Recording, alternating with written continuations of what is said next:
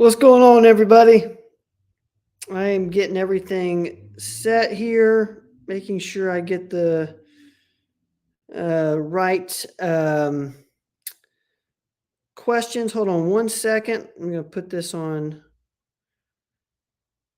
Instagram.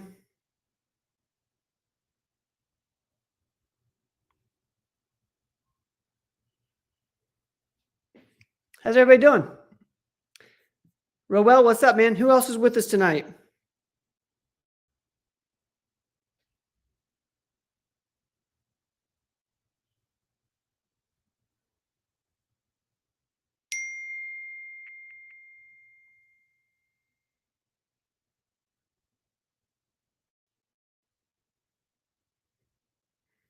What's going on, Linda? How are you guys? Hey, Mama. Let me see if I can pin this. There we go. Come join us on YouTube, guys, over on Facebook. You guys are going to be able to hear things because I don't have my earphones in. Who's with us? Can you guys see me okay? We're doing a lot of different things with no Wi-Fi.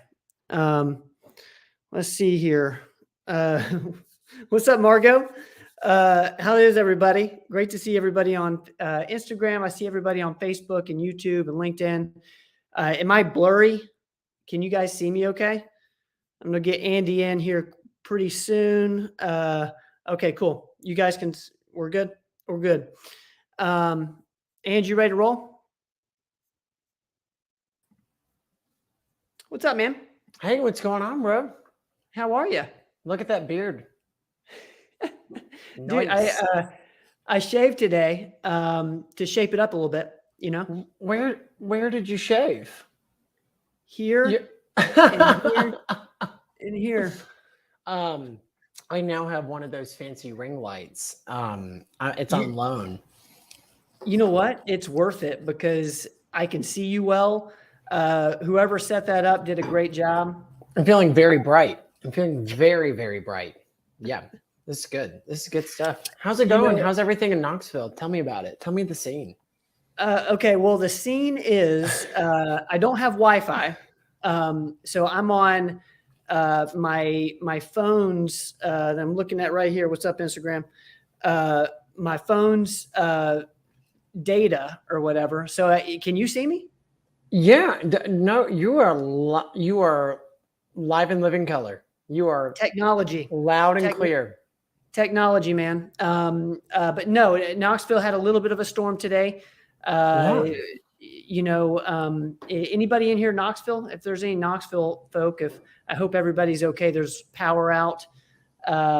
See, Margot's in here. What's going on? Margot's on Facebook. She's on Instagram. I love it. Who's with us? Is anybody with us new? Who's been with us for a while? Tell us where you're from. If you guys don't know, this is my brother Andy. He's going to be doing the show with us once a month, and I'm kind of pumped about this, man. I'm like extremely pumped. I'm also excited that Margot is on here because that means she can answer anything that I can't. It'd be great. Margot, this is a lifeline. This is one of those who wants to be a millionaire, and I'm just going to use you as a lifeline. So we'll give you three. We'll give you three tonight, 3 lifelines. Or you can use Margot to help you out with a question. I love it. That's right. Until her data runs out.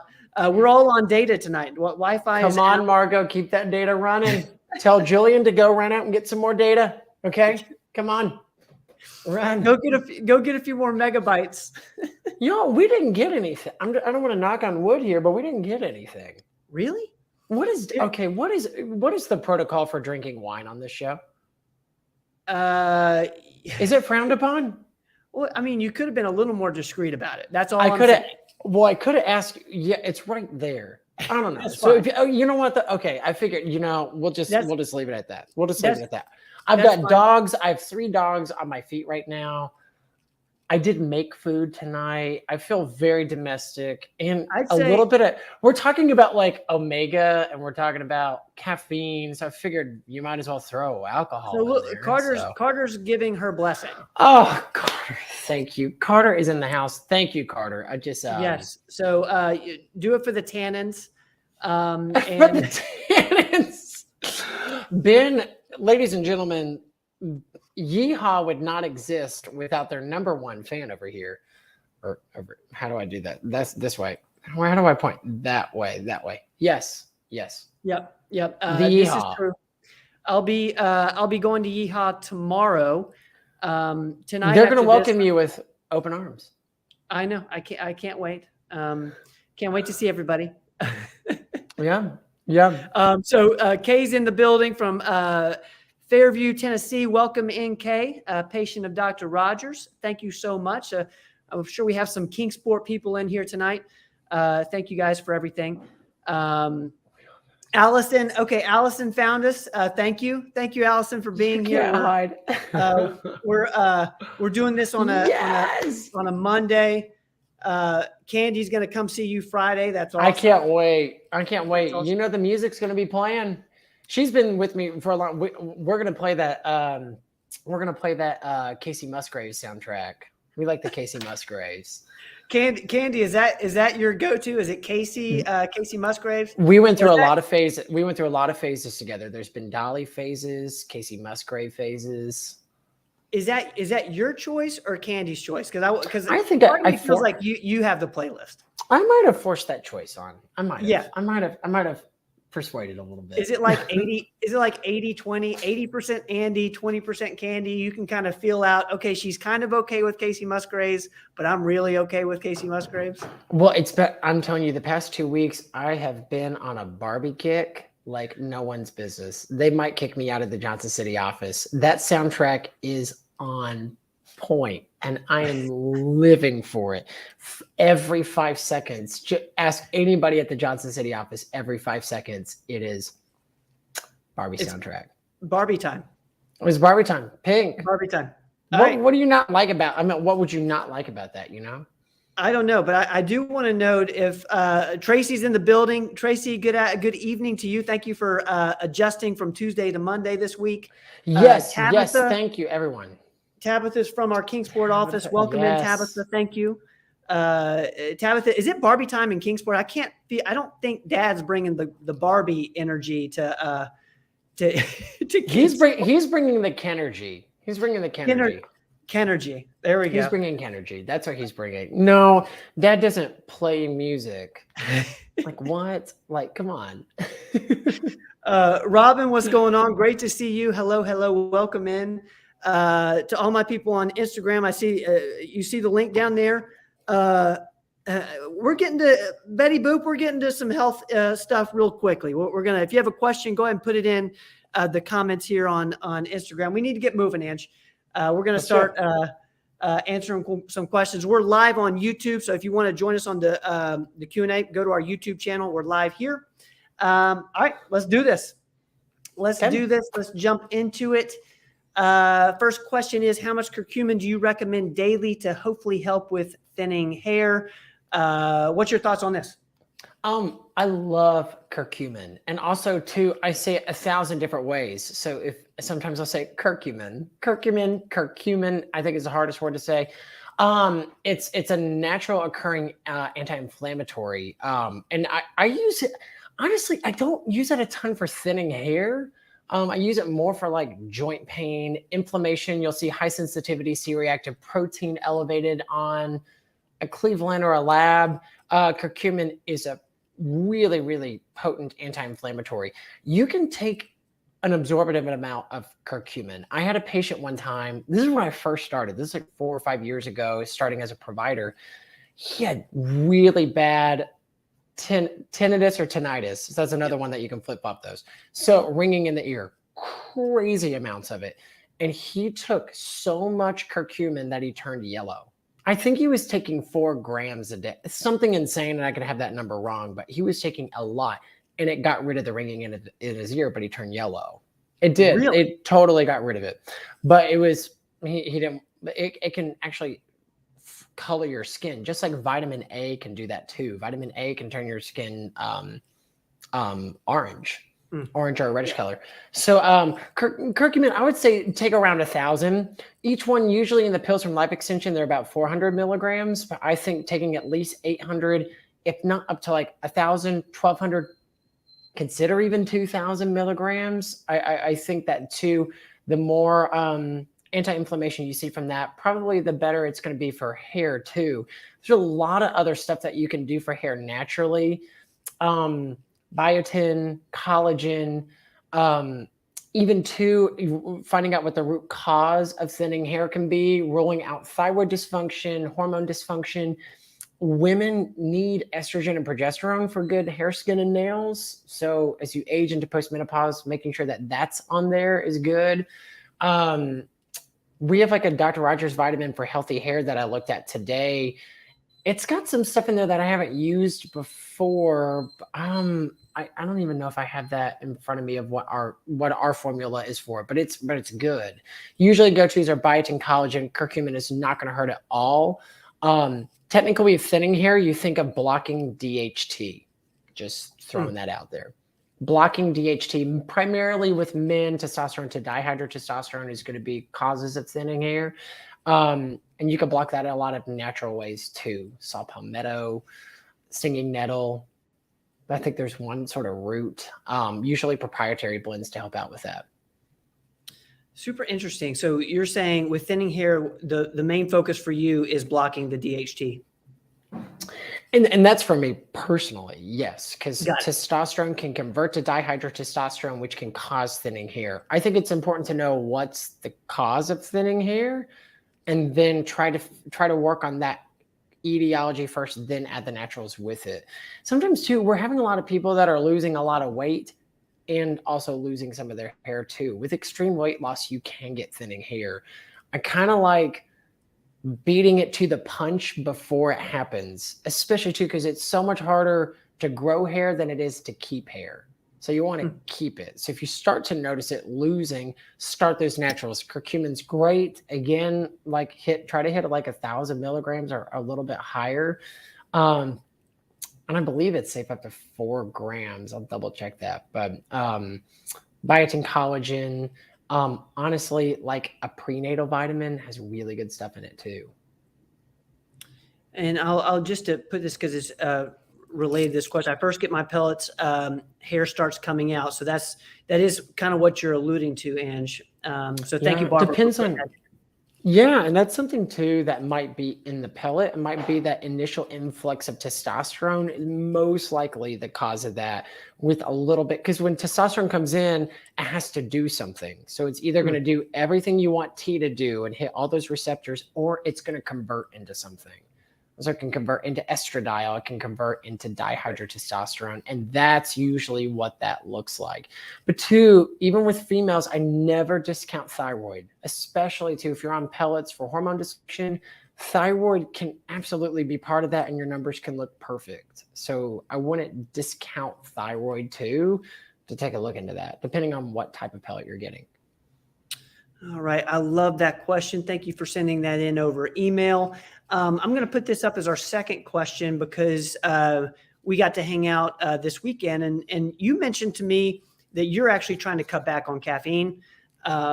So is that like a health thing? Are you thinking, less caffeine better? The question here is caffeine free, yes or no? If so, what are some alternatives to tea and coffee? What do you think here? Man, that's good because, okay, Ben and I, we went to brunch on Sunday. And my decaf coffee was after my third or fourth cup of regular coffee. So it wasn't like I was going caffeine free. That doesn't make it sound really noble for me but that was not, yeah. So I'm not going caffeine free, but you were cutting back. I was cutting back. I do think there's actually a healthy balance. That's a really great question. Caffeine actually has a ton of benefits. It's one of those things in life where a little can go a long way and a lot can go the wrong way. Does that make sense? It's It's meant to be there. It's even with how I'm going to get off on a tangent. I promise I'll come back to caffeine free. My answer is probably not. I would say depends on what your medical history looks like. And I would say, no, I would not be caffeine free. I would have some sort of caffeine. I like the tea and coffee. What comes with tea and coffee, the bad stuff is usually going to be what you add to it.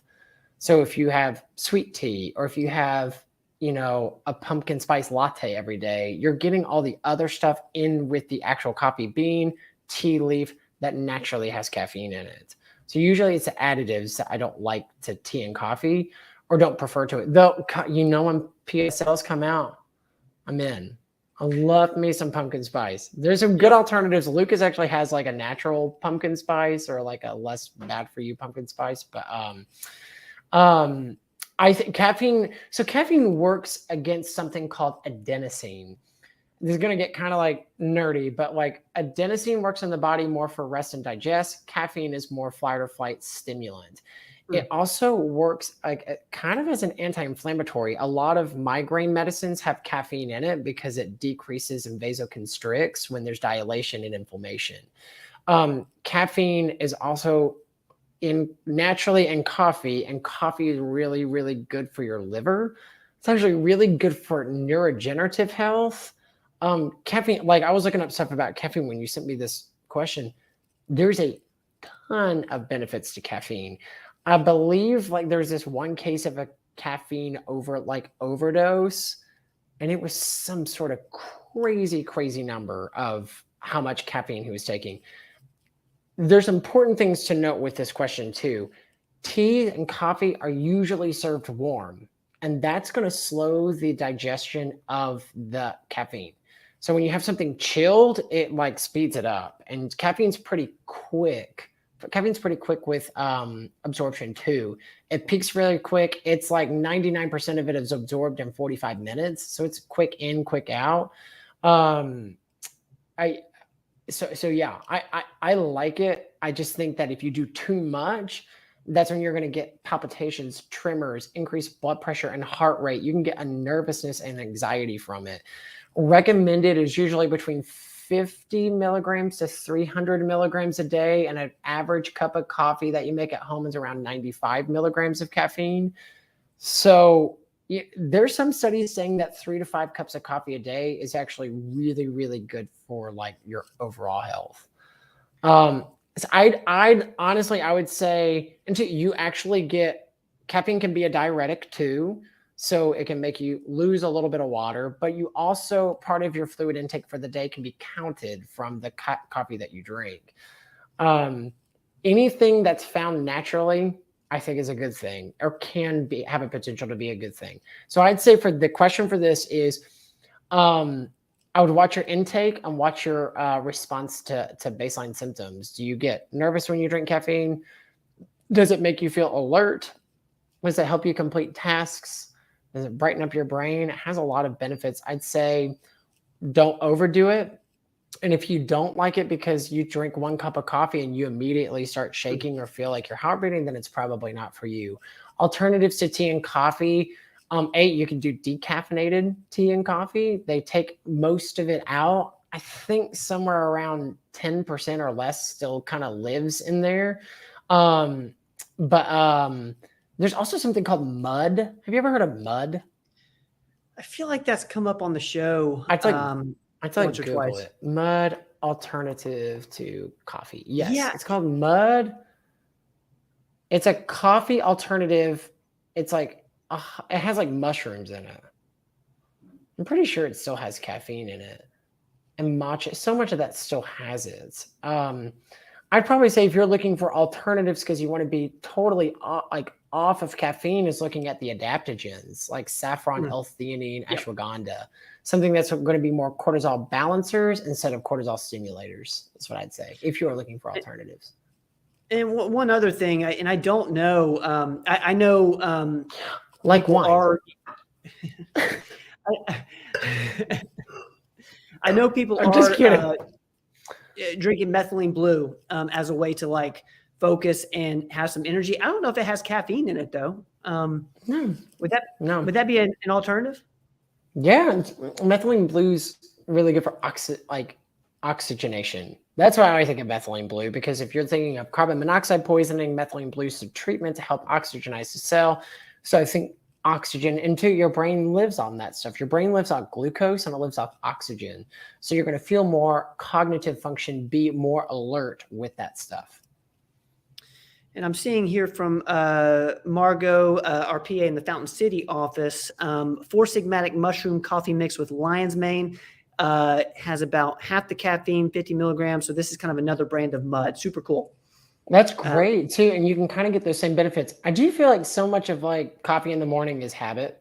Most people wake up and that's what they crave because that's more routine, not I need caffeine.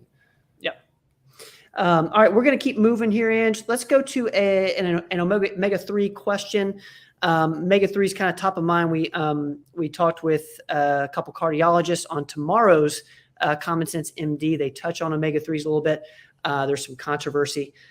Which omega-3 do you like? I think it's orthomolecular, but they have a few different ones. What's your thoughts on this? Orthomolecular is awesome. That's a good brand of vitamins. Same way with the Life Extension one, but I know what you're saying, like the caramel color. Sometimes there can be, like, sometimes you'll look at some of the stuff on Life Extension of what they add, which I don't know why. Maybe preservatives, maybe to encapsulate it. I think the big thing to think about with omega-3s is sourcing and how soon you use them. Because oil, it's an oil, and oil's sitting around forever, but can become rancid, and you don't want to put it in heat. You don't want to put it, you don't want to freeze it. Like there's a lot of stuff. You just want to really keep that even, use it more quickly, and get it from a source. You want a small fish versus a larger fish. There's a little bit increased risk for mercury if you go from the sourcing to a larger fish.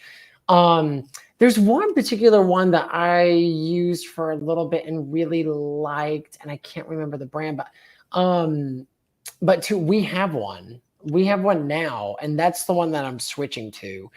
Omega-3s, so these are polyunsaturated fats. The thing and the benefit about omega-3 is that it can be anti-inflammatory. It can be really great for cardiovascular disease, great for the heart, really good for the brain if you're able to absorb it well. So the brain, so this is our omega-3 mix.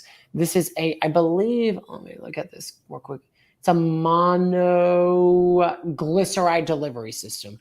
Reading into that too is really, really great. The monoglyceride delivery system enhances absorption of lipid-based and lipid-soluble nutraceutical and food ingredients. So that monoglyceride, that's what's going to make a difference for how well you absorb it. And two, what you're trying to absorb is the particular breakdown of omega-3 called EPA and DHA. So EPA and DHA are pretty crucial to brain and cognitive function. So that's one thing that's why people do omegas. Omegas are non-essential fatty acids. You have to get them from the environment. And so sourcing, I do think, matters. I think orthomolecular is great. I think too. You should give ours a try too. And the best way to test vitamins, I've said this several times, is to test your blood.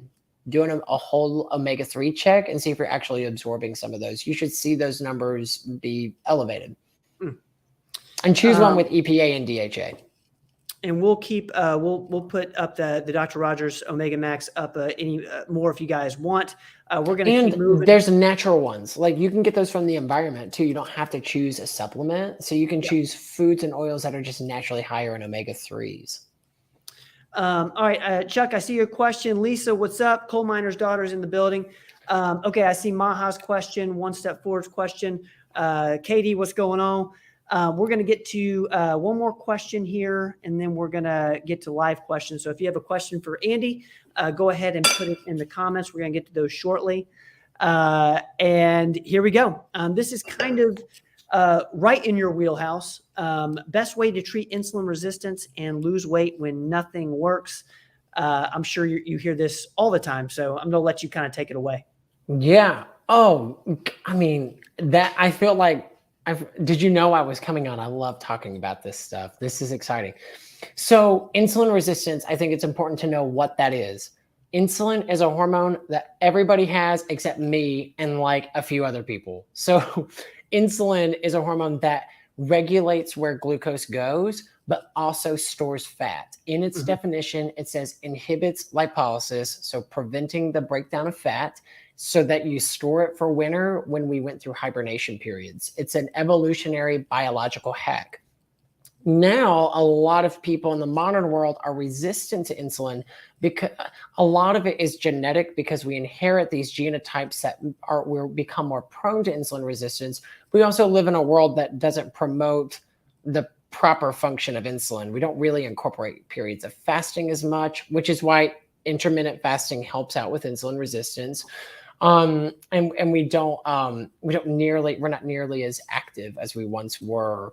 We're active here, but not somatically in our bodies. So best way to treat insulin resistance, I think, is to start with nutrition and exercise. You have to do those things. It sounds like when nothing else works, I'm assuming maybe that you've tried those things. Looking at anything that's going to be nutrition is decreasing the stimulation of insulin. Insulin is going to be pretty much 90 to 100% responsive to carbohydrates, much less responsive for proteins, and nearly negligible response for fats, which is why ketogenic diets, mainly fats and proteins and fat breakdown, which is where keto comes from. That's why those work for insulin resistance most of the time. Exercise also stimulates glucose to get into the cell of the muscle so that insulin doesn't have to work as hard for that. I think the GLP-1s and GIP class, these novel classes, the Mounjaros, the Ozempics, the Rybelsus, those drugs work so well because they work within the incretin system, which sensitizes insulins. I think that's probably the best way, especially too when we live. I just got back from England. I've told nearly every patient this, like, England's different. Europe's different. Their food's different. My blood sugars were never better. My skin was never better until Margot gets me one of these water systems in my house. Their food's different. My blood sugars were never over 150, and I ate fish and chips 3 times a day. Like, something's different in what they're doing over there. So I think so much of what we're experiencing is our sourcing of food here. I've had a lot of patients who have moved from other countries who say the same thing. And so that's why I think these drugs work, or we should be able to get more affordably, compounds, retail, whatever, because I think they work so well for us living in America, honestly. I know that sounds like very conspiracy theorist, but that's just what I've seen and personally experienced. Answer to this is GIP class is, I think, the best when nothing else works. Even into documenting what insulin resistance looks like. You can test your baseline insulin and see peptide, which is the breakdown or cleaving off byproduct of inactive insulin to active insulin, noticing how active your insulin is, what the response to no food and food looks like too, to see if there's insulin resistance. Great question. Great topic. You guys, if you're with us live, you can tell Andy deals with this every single day. Great answer there, Ange. I love that. Any diabetes questions in the live comments, now's a great week to do it. So we're going to get to the live questions here, guys. I see here. I miss, Barbara, we're definitely going to get to that pellet question. I'm sorry I didn't get that to begin with. We'll get that here in a second, but we're going to go ahead in here and get things going. If you have a question for Andy, go ahead and put it in the comments. Let's start with Roel. Roel, thanks for coming on a Monday for us. Hello, Andy and Ben. I have a nephew who is 21 and is having major issues with his stomach. His dad has a family history of diverticulitis. Can he maybe use BPC 157 for healing? BPC 157 is a peptide we've talked quite a bit about. Ange, what's your thoughts on this? Yeah, for sure. I think he absolutely can. It might be worth it to kind of dig deeper into what his stomach issues are. With diverticulitis, that is inflammation of diverticulosis, which are little pockets found really in the sigmoid colon. So it's the lower left quadrant of your belly, that have pretty severe symptoms. And those little pockets can become pockets of infection. So there's different treatment modalities that if your nephew's developed a little bit of early onset diverticulosis, which can then turn to diverticulitis, BPC 157 is great for the healing of the gut lining because that's where that peptide's derived from. So it's with gut healing for sure. but it doesn't necessarily not make you have pockets, if that makes sense. So I would say I would dive a little bit further into him with what the major stomach issues are too. Being 21 years old, sometimes you want to look into like almost like serotonin. 85% of it's in your gut, and you can have a lot of gut issues if there's any sort of anxiety, stress that he deals with as well. You can have crazy stomach issues with that. I'd say BPC 157 is not going to hurt anything. It's only going to help, but it may not get to the root if you don't do a little further investigation. That would be my suggestion: is further investigate, have a provider ask a ton of questions about gut health to see if he needs any imaging, and then start BPC 157. Roel, and you want to take it orally, by the way. There's oral and there's subcutaneous. You want to take that orally. Great question there, Roel. Thank you for putting that in there. Yeah, thank you. I'm going to put this up just so Andy can see it.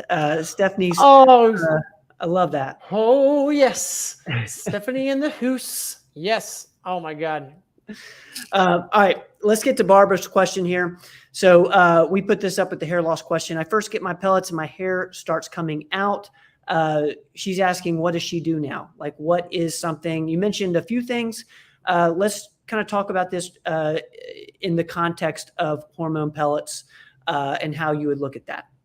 So too, I would test my levels. I would start to see where your testosterone peaks to, if testosterone is included in your pellets, and also to see if you're a converter. See if you convert to dihydrotestosterone. There's several ways. Usually when females get symptomatic with androgen type symptoms or higher testosterone symptoms, you're going to probably start with something like spironolactone that kind of flushes out the androgenic side effects when introducing testosterone. Because hopefully you feel good with your pellets. Anytime you're looking at pellets, you want to look at risk benefit of, does it relieve my baseline symptoms? And are the side effects manageable or non-existent? And if they're manageable, then it's almost like you nip things in the butt before it happens. So I would say my suggestion would be to get your labs to see, are you a converter to dihydrotestosterone? How high is your testosterone peaking? Look or request it looking something like spironolactone, usually 50 milligrams 1 to 2 times daily. You can go up to 100 milligrams twice daily easily with no potassium. And then any of the naturals are going to be good.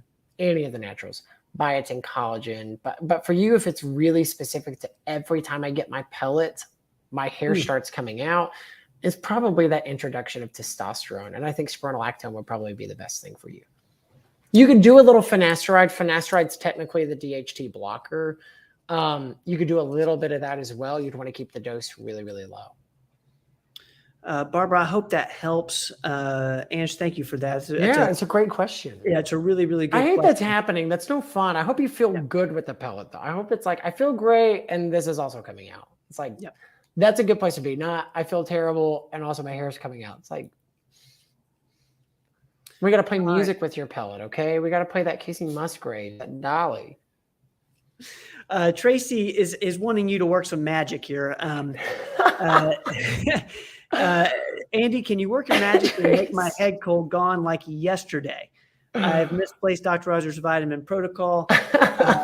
So what we might want to do here, Ange, is go over the protocol and hopefully this helps Tracy. And Tracy, we hope you feel better yesterday, like now. Oh, you poor thing. Yeah. I'm sorry. That sucks. I know.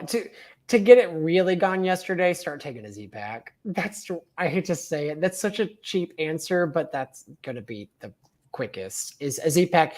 Zithromycin usually works as an antibacterial. We learned a lot during COVID that there might be some antiviral properties to it and some anti-inflammatory properties. So you're going to feel better yesterday if you take a Z-Pack. But if you're looking for Dr. Rogers' vitamin protocol, really amping up vitamin D3 to 50,000 IUs, vitamin C with quercetin to 2,000 milligrams. You can do 2,000 milligrams twice a day, but really 1,000 twice a day works well. Doing zinc 50 milligrams, you can do that 1 to 2 times daily. Quercetin's in there. What else was in there? Those are the big 3. B12 I know is in there. B complex omegas. That's what I would think. I would think that protocol with D, C, and zinc. Those are the big 3. Yeah. We also actually, let me see if I have this in here. We have the immune complex that's kind of like a supercharged protocol. I don't have a graphic for that, Tracy. But what Ange just said is definitely the protocol that Doc talks about all the time. Okay, let's keep going. Tracy, we hope you feel better now. We hope you feel better now. Let's see here. I'm on One Step Forward over on YouTube. I've been doing a ketovore diet, less than 10 grams of carbs, doing intermittent fasting since January for gut and energy issues with great results. Also lost 40 pounds continued. Let me see if I can find it. Wow.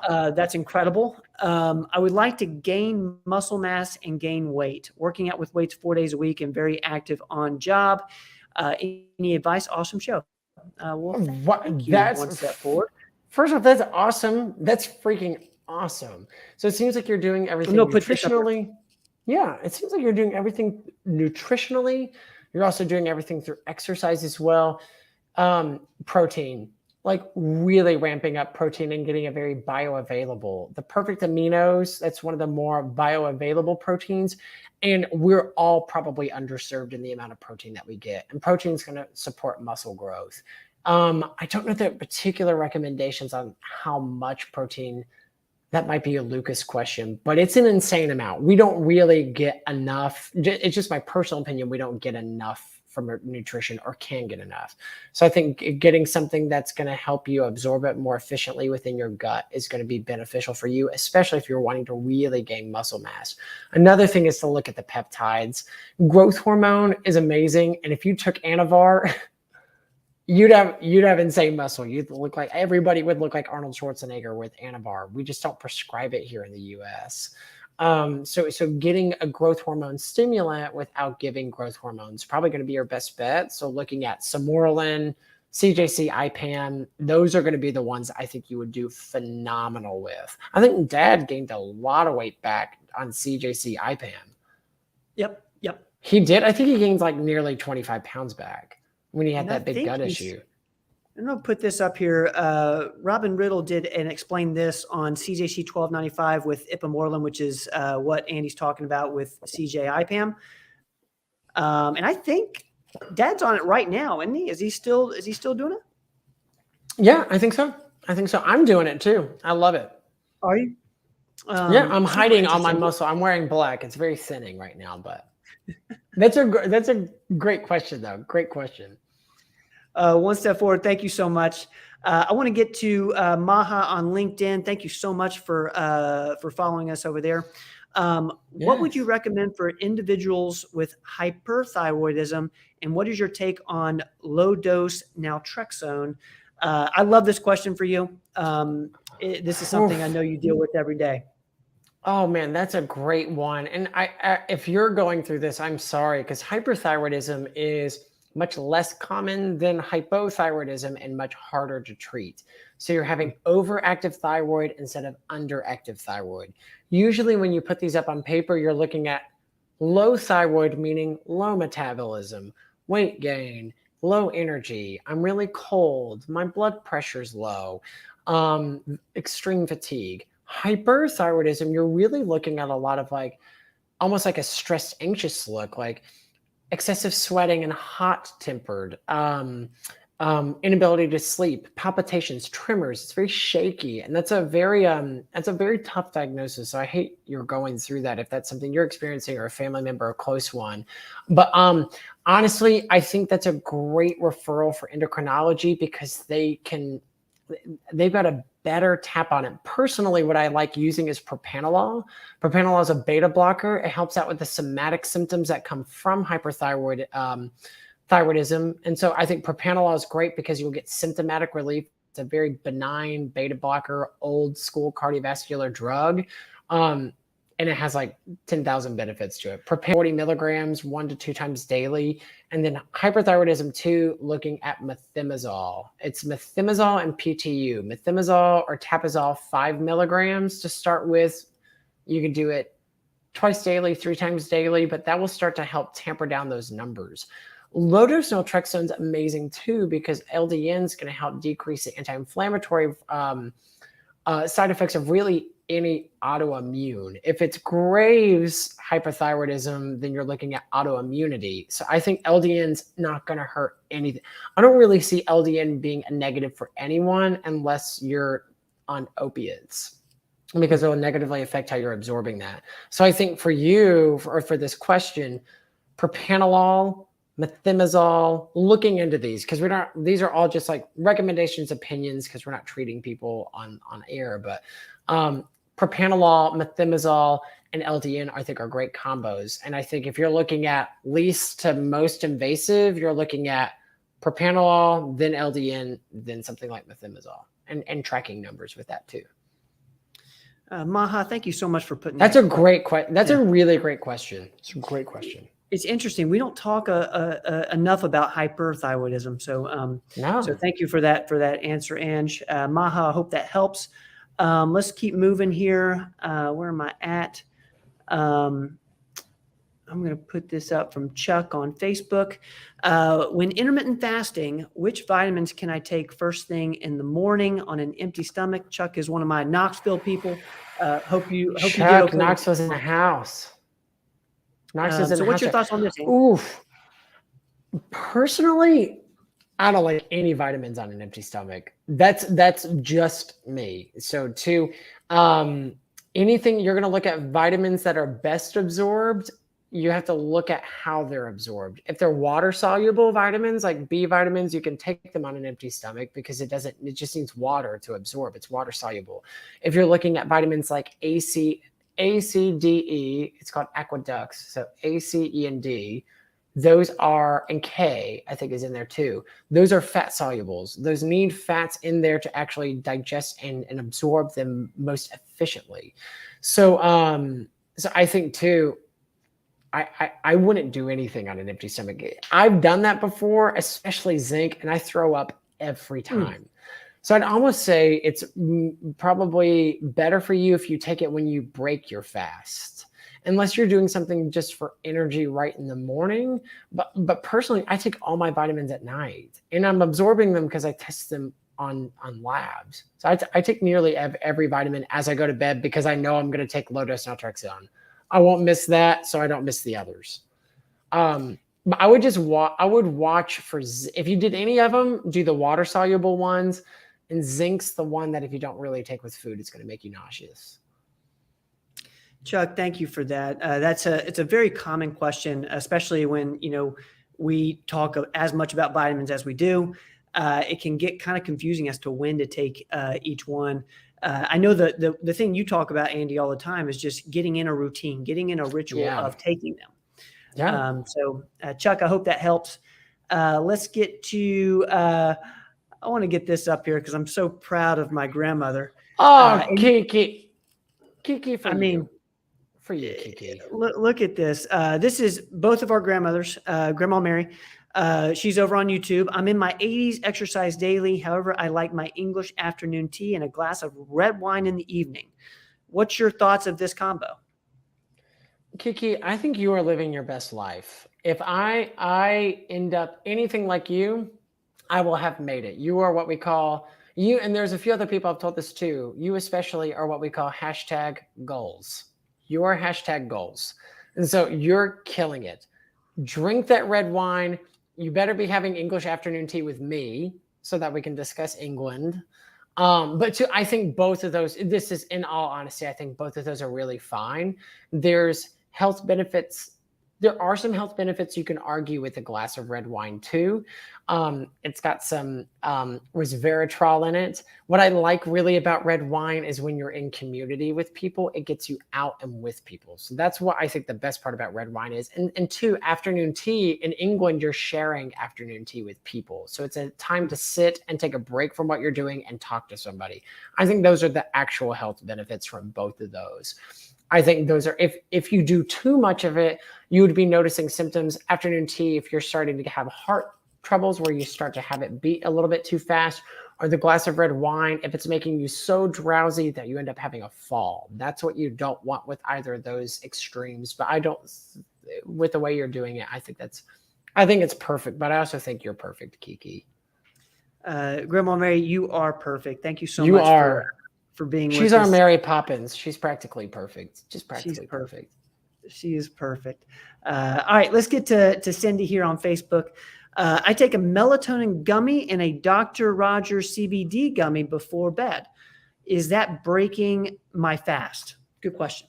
God, that's a great question. This is going to be kind of a piecemeal answer. I think technically, yes. Technically, yes. A true fast is nothing on your belly except water. So does it technically break the fast? Yes. Does it really? It's probably negligible. It's probably what we call a dirty fast. So dirty fasts are when you ingest something that's not going to have a ton of insulin stimulation or release. And so with both of those products, I do know both of those. I think there is some dextrose in those. So you'll probably have minimal insulin response, but that technically does break your fast. Which CBD gummy? I've had those. Those are gnarly. Yep. The red they one? are. Have you had the red ones? No. Oof. Oh yeah. But so too, but I don't think it's going to be harmful enough to your fast that it's. I think that would be considered a dirty fast. But the answer technically is yes.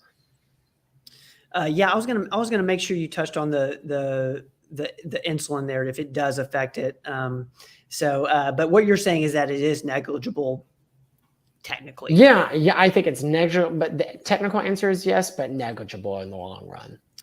Cindy, thank you so much. Welcome in. Yes, thank you. People come in. Welcome to the Performance Medicine Show. Welcome to the family. Welcome to the Performance Medicine. I'm just kidding. Ben. I'm trying to make you laugh. I'm trying to make you. Let's just say the same thing at the same time. Welcome to the Performance Medicine Show. If you have a question for Andy, just kidding. You're better at this than I am. You go. If you got a question for Andy, go ahead and put it in the comments. We're getting to every single question tonight. Yes. And this includes Amy's question. What do you think about Berberine? My back doctor told me about it. Love it. Go ham on it. Well, they'll go ham on it. Berberine, I really call the natural metformin. It's derived kind of from that same ancient Chinese barberry bush or shrub. Berberine works antagonistically or against the liver with glucagon production and positively for insulin secretion. So you're getting decreased glucagon, so not as much sugar into the bloodstream, and you're getting sensitized insulin from the pancreas. It's a no-brainer. I think Berberine's amazing. Usually dosed as a 400 milligram over-the-counter tablet, and you can take up to 4 times a day or with every meal. I think that's a no-brainer. Yes. And I know I've asked Doc this, but you can take Berberine when you're on a GLP-1 too, right? You can. Yep. Okay. Yeah. But might not. You can. Okay. Or 2, you might not need as much, but 2, those are going to work synergistically with each other. It depends on what you're using it for. If you're using it for more weight balance, metabolic syndrome, then you're not going to see much change with what your insulin does. But if you're using it for type 2 diabetes, where you're having true insulin dysregulation, glucose dysregulation, then you probably need to be cognizant of the doses that you do and do it slowly. Amy, I hope that helps. Thank you so much for that question. We got Stephanie in the building tonight in our Fountain City location. What? Stop. So Stephanie in his house. Stephanie, Fountain City. What? All right, we got Katie. Look, Katie's saying we look great tonight. Katie's on the house. What? Katie's in the house. Listen, if I could be half as tan as you, then this light wouldn't pick me up right now. Okay, if I could be half as tan as beautiful as you and Carter, good God, I cannot tell you how many people come in. No, those twins, they're beautiful, right? I was like, I know they are. They're just the best. So I love it, Katie and Carter. We love you so much. Thank you for being with us. And thank you for everything that you guys do. Yeah. All right, let's keep moving here. Let's get to Kathy here. Kathy, thank you for hanging out. Hey, Andy. Kathy. Kathy. I love me some Kathy. I love me. We love us some Kathy. I do. So the question is, at what age can I bring my teenager in to get a Cleveland? This is a great question. because I don't, how young can you get a Cleveland heart panel? Now, I don't know about like coverage. Like coverage might be different so coverage as far as an insurance. My personal opinion is to be, what are we looking for in the Cleveland? So that's something I ask every patient when they come in. It's like, what were you drawing this? What prompted it? Do you feel bad? Or are you just checking to see what things look like because you feel amazing? And I have patients that do both. I think really the big thing out of a Cleveland is the hormone panel that you get with it. So if you're looking at a younger teenager, you might have some not testosterone. You might have some thyroid dysfunction early that you might catch and find. But when you're looking at hormones, it depends on what Tanner stages they're in and if they've gone through puberty. So it would probably be in the best benefit to probably wait till you're 18. That would be my first guess. You can probably get it a little younger. We may have had some that have done it at like 16. I think they're, so what I'm getting from Kathy here is for blood pressure. Blood pressure. Okay, yeah. Man, blood pressure could be from a number of things too. You might find some inflammatory markers. You might find some metabolic dysfunction or insulin resistance that might be on it. The genotypes of like an MTHFR might be a little bit helpful. With high blood pressure in kids too, God, that's a good question. I actually don't have a great answer for that too. Peds is not really my specialty. It definitely depends on the age, like the actual age and where they are through puberty. I think that's important. And two, with blood pressure, I'd probably tailor that. I would definitely, if you draw it, talk to someone before so you can tailor that lab to have more specificity with it. Because sometimes when you have these secondary causes of hypertension where you don't know, most of hypertension is essential. It just happens. I think like 90 to 95% of hypertension just happens over time with atherosclerosis, hardening of the arteries over time. But there's like 8 to 10 different causes of secondary etiologies of hypertension. And we had to learn them at one point for like boards, but like you'd want to specify that one to like look for renal dysfunction. Also looking at our lungs. With the RAS system and blood pressure, it's heart, kidneys, and lungs. So you're looking at all three of those to say, are they all three functioning properly? And as a result, am I getting hypertension? Most of what we'd see with hypertension is undertreated hypothyroidism. Because two, the body compensates and clamps down on the arteries to help compensate for low blood pressure that comes from undertreated hypothyroidism. Does that make sense? The answer is I'd probably let me know how old she is. We maybe talk at the office one day. I want to know how old she is. And two, probably get Dr. Rogers involved if we're going to do something that's more peds. One question that I'm kind of having now after Kathy's wonderful question is, when do you kind of recommend a baseline Cleveland? Like I saw in the comments. 16's close enough. 16's close enough. I think you could do a Cleveland. I'd see what the pediatrician drew first and then see what wasn't drawn and have that on the Cleveland. I think that's a great thing. 16, yeah, she's not like 9. I didn't know if this was like a 9-year-old versus 16 is very different. You're adult weight. You're near adult age. I think that's fine. All right, Kathy. I hope that helps. But what were you saying, Ben? You said when's the first time to draw a Cleveland? Well, like when is a good, because I know we have some young people in here.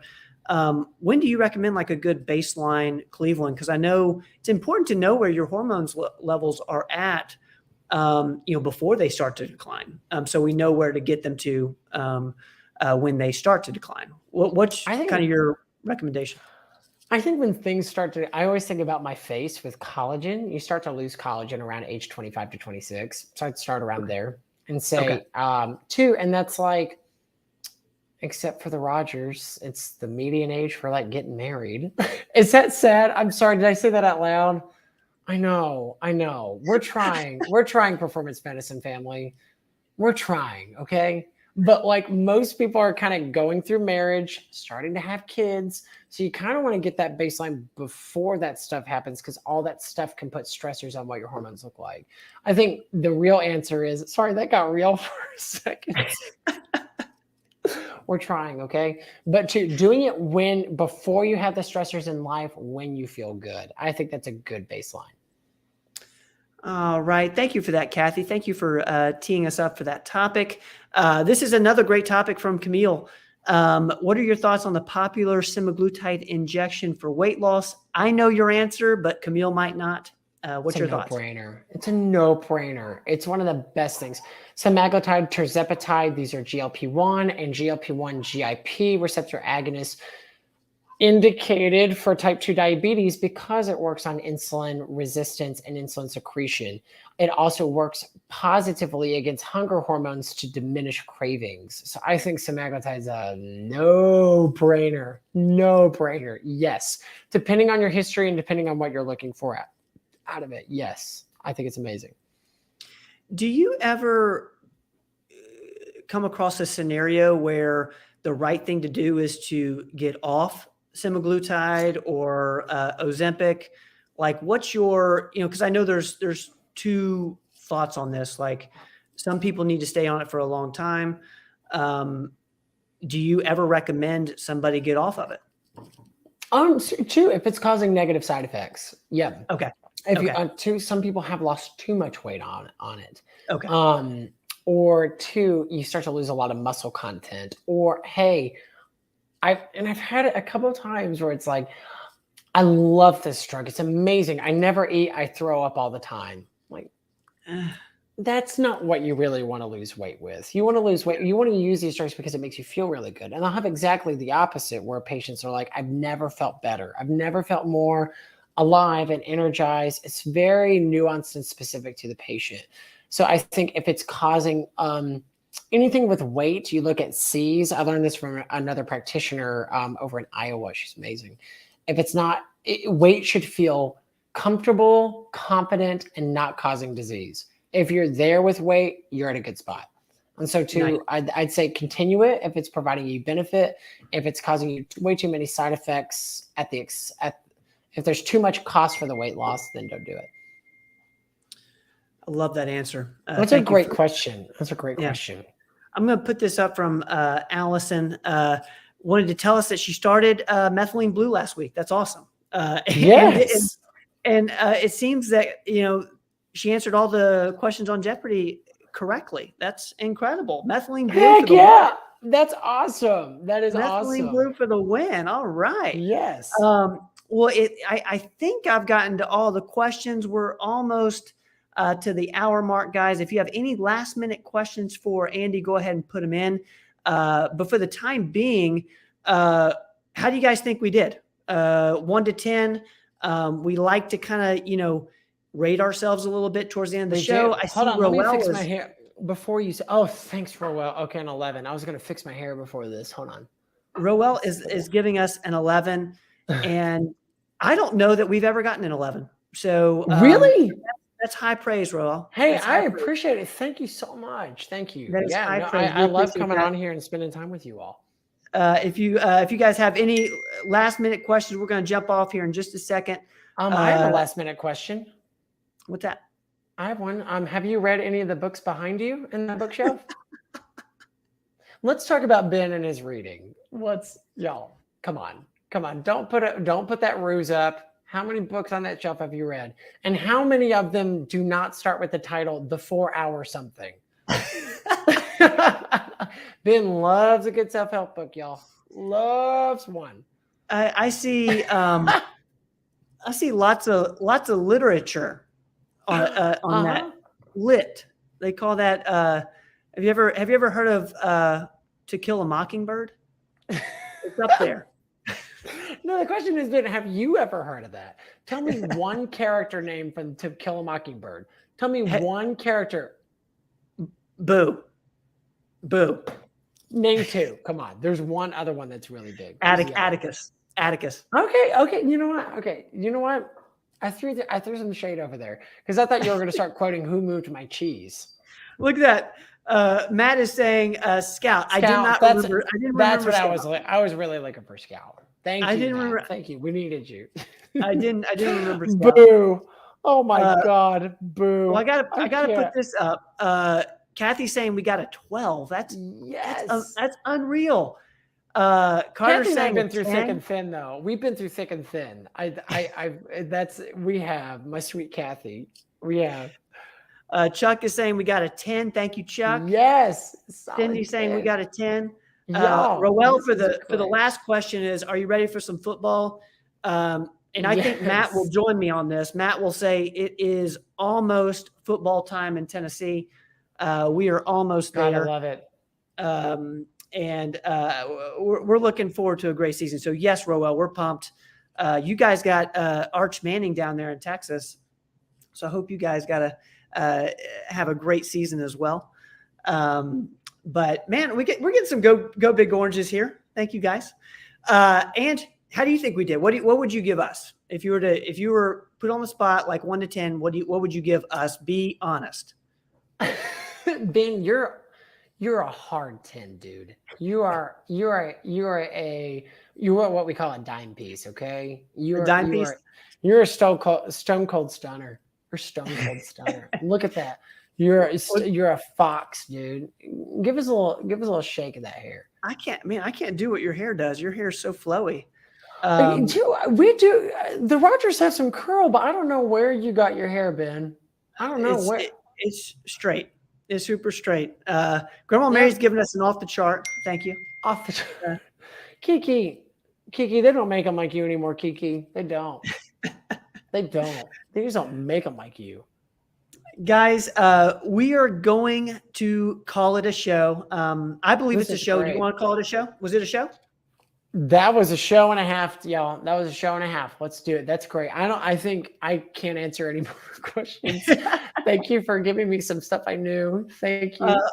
Well, I'm just going to say this real quick. Andy, thank you so much for joining us tonight. I'm so excited to get you on the show regularly. We're going to be talking lots more about diabetes. So guys, stay tuned for that. We got things cooking up. We're cooking up some things. We're cooking. So stay tuned, and we're going to get Andy on the Performance Medicine Show once a month, and we'll try to make it on our regular Tuesday. Next week will be on Tuesday at 7:00. We'll have the show back on schedule. So Tuesday, 7:00, Dr. Rogers will be back. I want to wish my parents an early happy anniversary. They're celebrating tomorrow. They're celebrating, which is huge. We're very thankful. I know they're watching. They're watching on their phones somewhere. So want to tell you guys that we love you and happy early anniversary. Hope you guys have a blast tomorrow. Live it up. Live the dream. Live the dream. I love you too, man. I love you. Hey, I love you back. I love you back, man. I love you right back. Okay. You killed guys. It tonight. Thank y'all so much for being with us on the Performance Medicine Show. We're going to hop on out of here. I'm looking for Brad, who has our outro. Brad, where are you at, man? Brad, come on. Come on, Brad. Where's the outro, man? Get us out. Outro. See ya. Don't go away.